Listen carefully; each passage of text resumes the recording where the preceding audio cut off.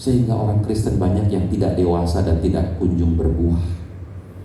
Saudara, materi itu jangan hanya dipakai untuk kenikmatan diri saja. Materi jangan dipakai hanya ya, saya pakai kata hanya, untuk kenikmatan diri saja.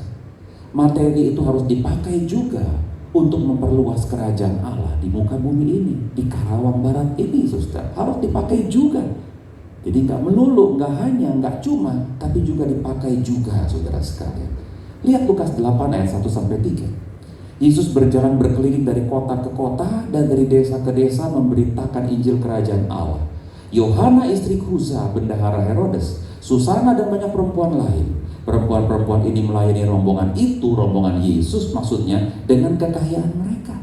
Berarti uang itu dipakai juga untuk pekerjaan Tuhan. Nggak melulu untuk diri, tapi untuk pekerjaan Tuhan, saudara sekalian. Ya. Tipe yang keempat, saudara, adalah tipe orang yang mendengar firman dengan hati. Sebagian jatuh di tanah yang baik, lalu berbuah. Mendengar dengan hati. Artinya, saudara sekalian, yang ditaburkan di tanah yang baik ialah orang yang mendengar firman itu dan mengerti, dan karena itu ia berbuah. Versi Lukas, yang jatuh di tanah yang baik itu ialah orang yang setelah mendengar firman itu menyimpannya dalam hati yang baik dan mengeluarkan buah. Kenapa tipe pendengar jenis keempat ini bisa berbuah? Karena mendengarnya dengan hati. Kita harus mendengar dengan telinga fisik, tentu harus. Ya, makanya beberapa gereja sekarang, saudara sekalian, termasuk ketika online, saya melihat tuh ada perubahan. Ya, waktu pendetanya khotbah, ada kotak kecil ya kan virtual ya, kan TV gitu ya.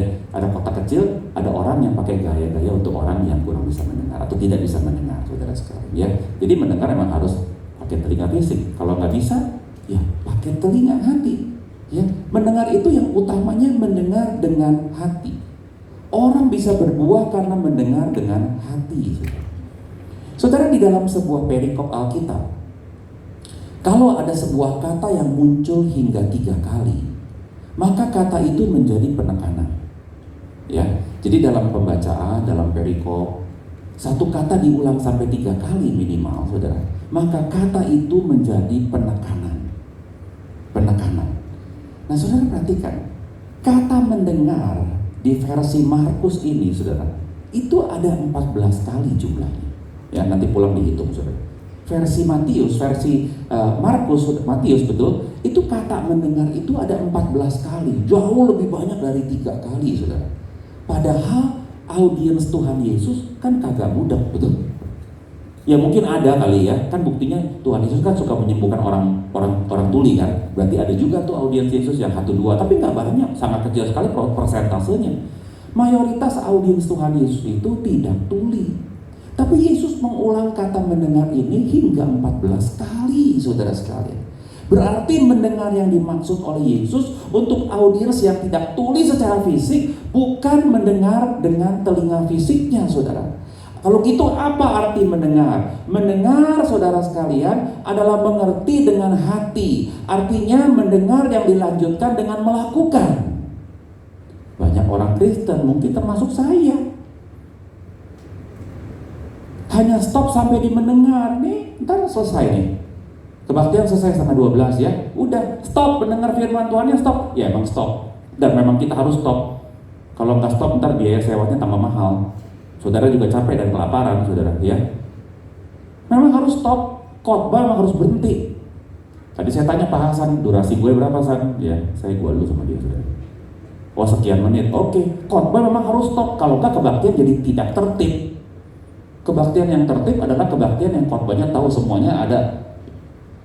Ya, ada agendanya, ada jadwalnya, saudara sekalian. Khotbah memang harus berhenti. Tapi saudara, arti mendengar yang sesungguhnya dalam firman, dengan mendengar firman adalah kita mendengar yang dilanjutkan dengan melakukan. Itu dilakukannya sekeluarnya kita dari gedung gereja. Kita banyak stop sampai di sini. Itu cuma mendengar secara telinga fisik. Memang saya sebentar lagi akan berhenti. Telinga fisik saudara udah nggak dengar khotbah saya. Bener, telinga fisikmu itu, tapi hatimu masih bicara terus kan. Firman itu masih berbicara terus ke dalam hati kita, saudara. Itulah mengerti yang dilanjutkan dengan melakukan, saudara sekalian, ya. Dan bangsa Israel tidak melakukan firman Tuhan. Makanya tadi Tuhan berkata begini, hati bangsa ini telah menebal.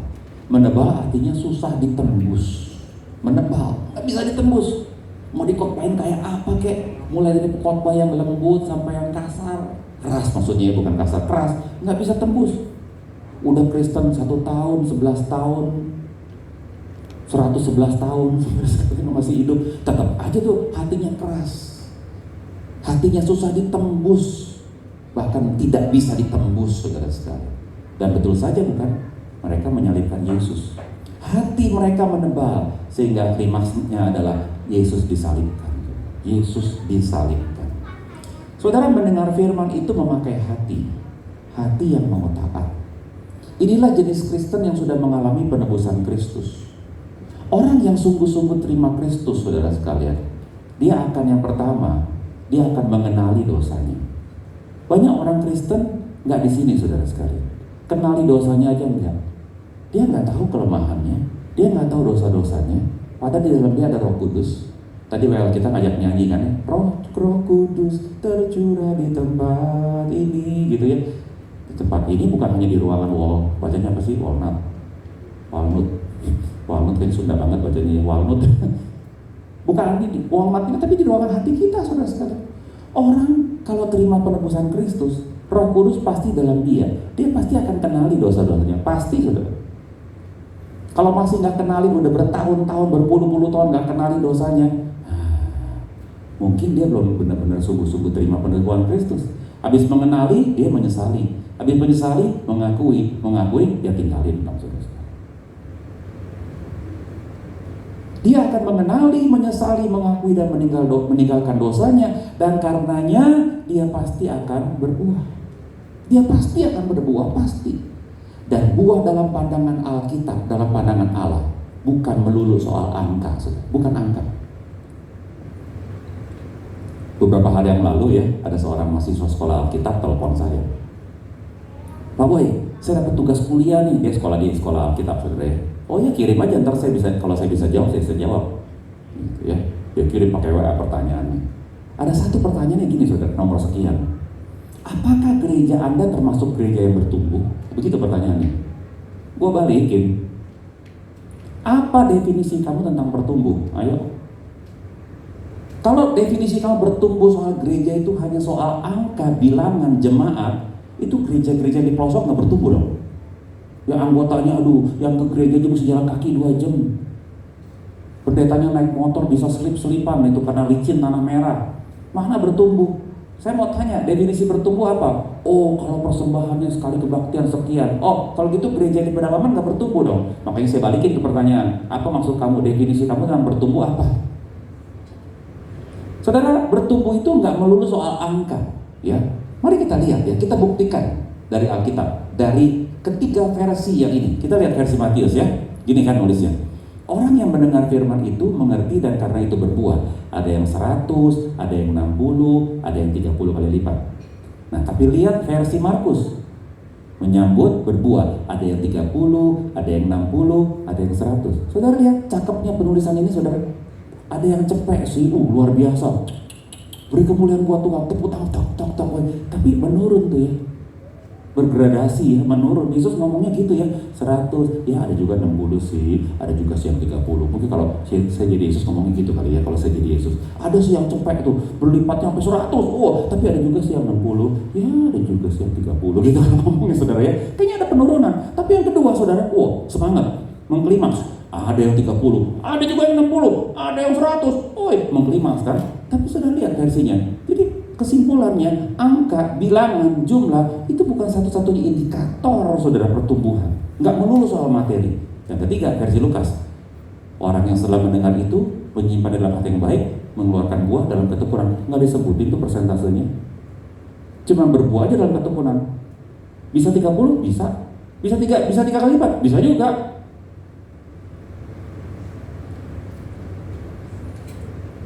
Angka, deposito, rupiah, dolar, euro kita makin banyak di bank, itu belum tentu menunjukkan, itu bukan satu-satunya penunjukan bahwa kita semakin berkenan di mata Tuhan. Buah itu utamanya bukan angka, namun perubahan hidup. Buah itu utamanya bukan angka, tapi perubahan hidup. Yakni perubahan yang menyerupa dengan Kristus. Semakin menyerupa dengan Kristus, akibat dari mengasihi kita, mengasihi dengan hati atau cinta Kristus dan firman. Kalau kita mengasihi Kristus, mengasihi firman-Nya, kita pasti akan berubah, hidup kita akan berubah, saudara sekalian. Dan bukankah kemempelaian itu nggak bisa dipisahkan dari hati yang mencinta, saudara? Kemempelaian itu nggak bisa dipisahkan dari hati yang mencinta. Mempelai itu bukan pestanya keren. Jadi silakan aja bikin pesta keren apa. Ya, wah jadi pengantin, jadi mempelai, pestanya wow luar biasa. Orang kalau ingat pestanya dia, pada pestanya udah 20 tahun yang lalu, masih gua kebayang tuh kambing guling gak habis-habis. Itu bagian doyan ya, saya nggak doyan juga. Gak kebayang tuh pondokannya 50 pondokannya. Gak kebayang tuh souvenirnya 20 tahun tuh udah 2 dasawarsa masih kebayang loh. Luar biasa. Kita masih kebayang tuh ya resepsinya.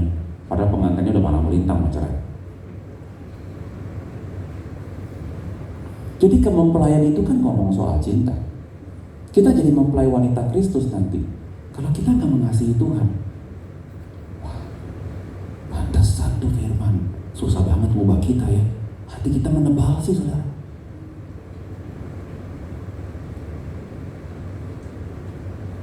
Yesus ngomong gini, jikalau kamu mengasihi aku, kamu akan menuruti segala perintahku. Mengasihi. Jadi ikutin perintah Tuhan itu dengan kasih. Ya saudara yang udah menikah atau saudara yang sedang berpacaran ya, kalau pacar kita minta tolong apa-apa, oh kita seneng. Kenapa? Karena mengasihi. Tapi kalau nggak mengasihi, empat banget ya. Belum nyuruh aja udah empat, apalagi nyuruh. Tentu mencapai di sini bukan sulap ya. Segala. Menuruti segala itu bukan sulap, membalikan telapak tangan mudahnya, bukan. Besok bisa, tahun depan bisa, bukan. Segala itu bukan sulap atau sekejap, namun perjalanan seumur hidup bersama Kristus. Seumur hidup dengan Kristus. Saya mau tutup khotbah saya dengan satu bagian berikut ini. Tadi kita baca ayat ini bersama-sama ya. Demikianlah firman-Ku yang keluar dari mulutku, ia tidak akan kembali kepadaku dengan sia-sia, tetapi ia akan melaksanakan apa yang Ku kehendaki dan akan berhasil dalam apa yang Kusuruhkan kepadanya. Saudara, banyak orang Kristen mengerti ayat ini agak salah ya, maaf ya, agak keliru saudara.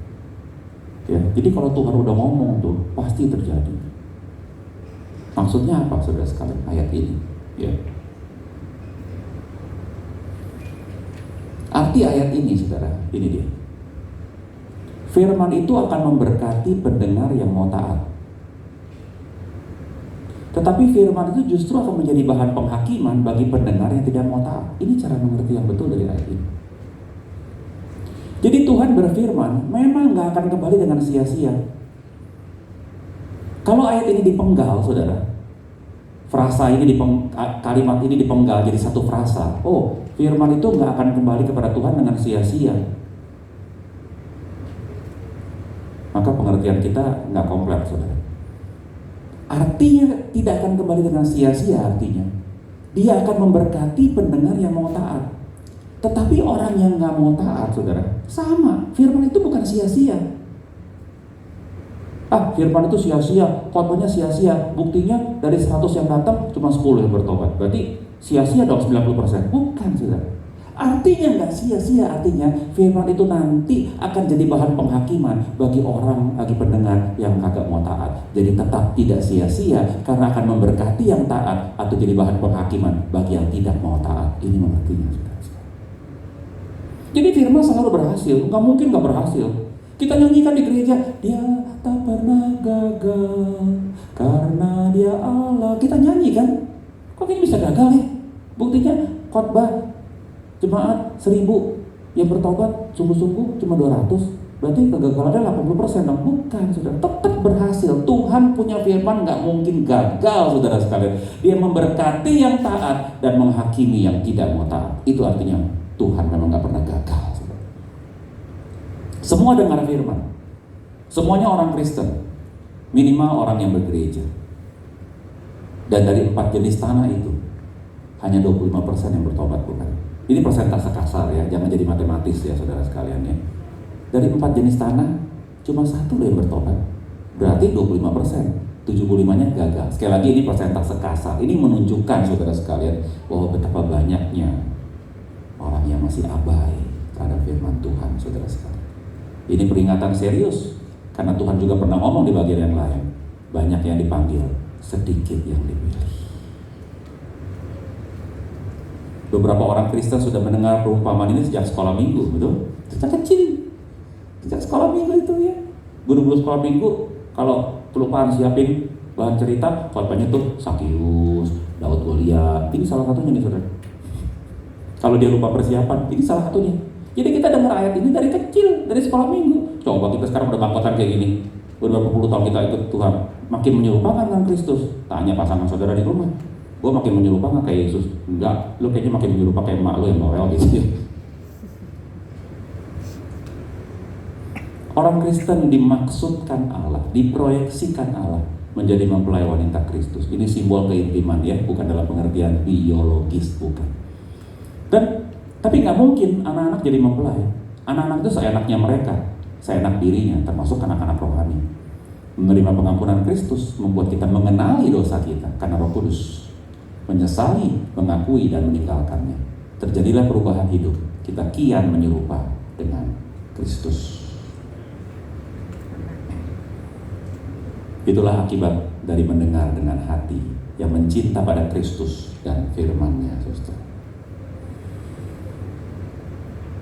Sebelum saya benar-benar turun saudara dari mimbar ini, saya mau ajak kita nyanyi satu, saudara. Minta tolong teman-teman musisi. Saudara tahu lagu ini ya?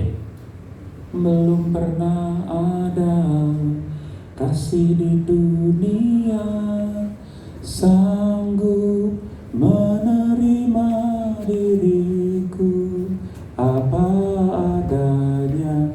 Kita kalau nyanyi lagu ini senang banget karena Tuhan terima kita apa adanya. Amin. Ayo. Tuhan terima kita apa adanya. Kita yang bobrok, kita yang jahat, masa lalu kita benar-benar kelam. Tuhan terima gua lu apa adanya. Asik banget. Jadi orang Kristen tuh emang asik. Tuhan terima gua apa adanya, asik.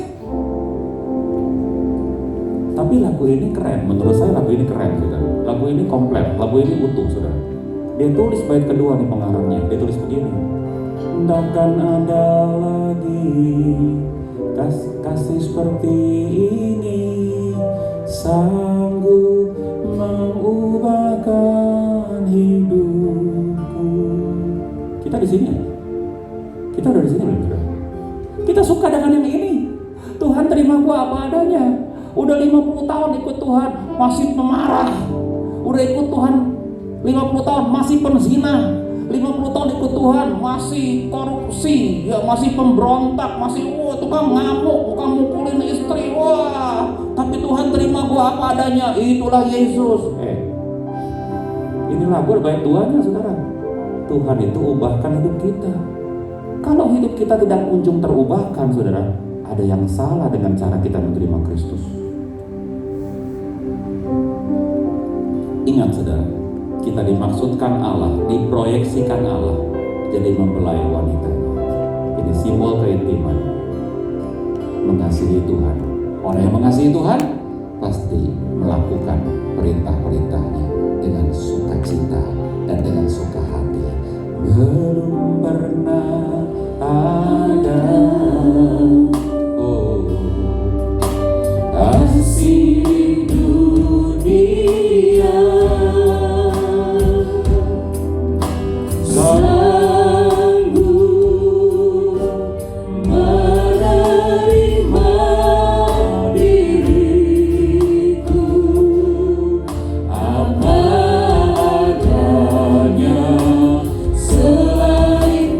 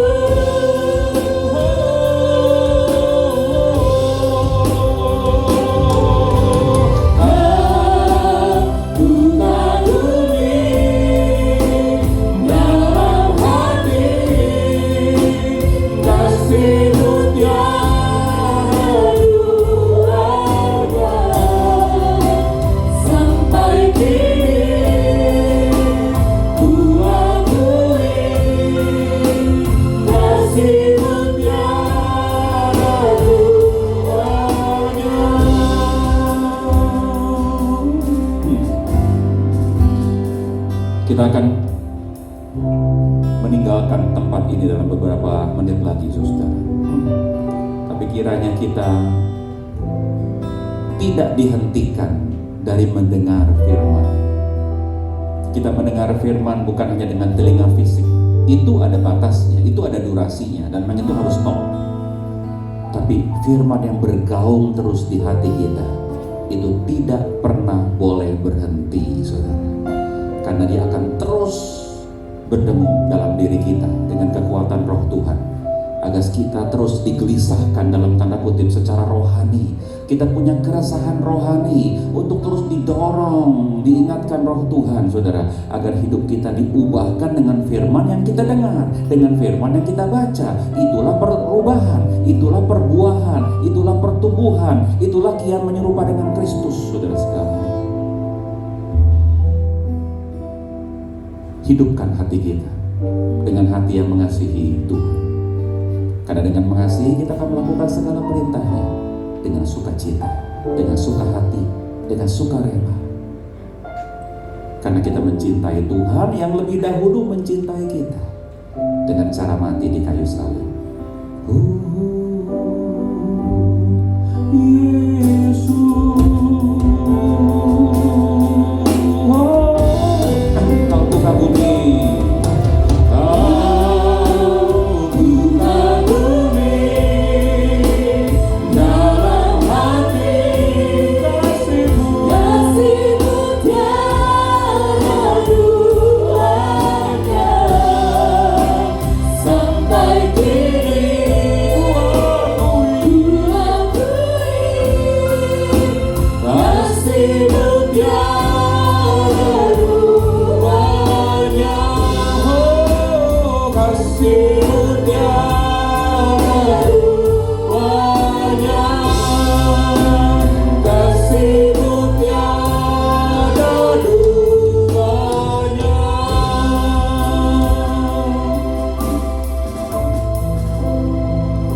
Terima kasih untuk firman.